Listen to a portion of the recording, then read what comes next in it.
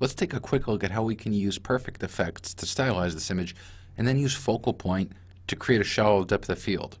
First, we'll send this image to perfect effects by clicking on effects from the module selector up here. Now the scene itself is really pretty, so I don't want to do too much to it. I just want to accentuate some of what's already in here. To start, I'm going to go to the color and tone category, and I'm going to scroll over to the tonal contrast effect.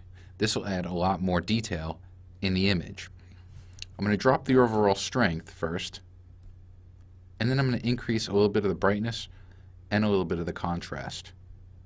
When I get it to where I like, I'll click Add to commit the change and move on to a new effect. In this case, I really only want to boost the greens in the image and the blues in the image, and I can do this by going to the effect options.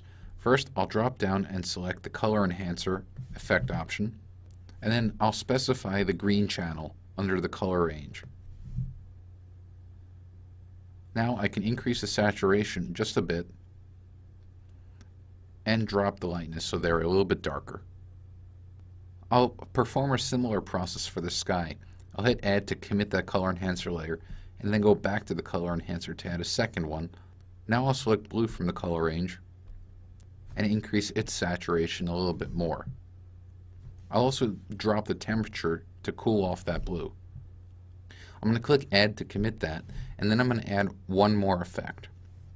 This time I'm going to go to the Photo Filters category and apply a neutral density filter right here, graduated ND. The only problem is that the horizon for the graduated ND is a bit too low, so I want to increase that. I can do that by scrolling down to the vertical position and dragging to the left. You can see how we were able to increase the horizon of that neutral density effect so that it meets the top of the mountain range. With that done, I'll press Apply to return back to perfect layers. Now that we're in perfect layers, I'll click on Blur from the module selector so that we can refine our depth of field. The first thing that I want to do is select a custom lens. So I'm going to simulate a 35mm lens at 1.4 made by Canon. And I'm also going to change the shape of the bug from its default round shape to a planar shape.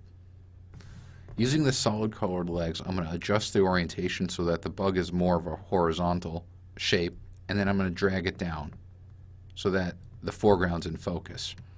I'm going to increase it now a little bit more, and then I'm going to drop the amount of blur significantly. With that done, I'm going to put the cursor in the body of the bug and press the Option key on a Mac or the Alt key on a PC and drag downward. This simulates a tilt of a lens. I'm going to go ahead and increase the size of the bug a bit and also increase the feather so that we have more of a transition. I'm going to drop the brightness of the out of focus area and increase the contrast so we draw focus more to the foreground over here. And the last thing I'm going to do is add a slight vignette. Now that I'm done, I'll press Apply to return back to perfect layers. So you can see now that we're back in perfect layers how we were able to stylize the image using perfect effects and then using focal point really bring the plane of focus down to the foreground. Thanks a lot.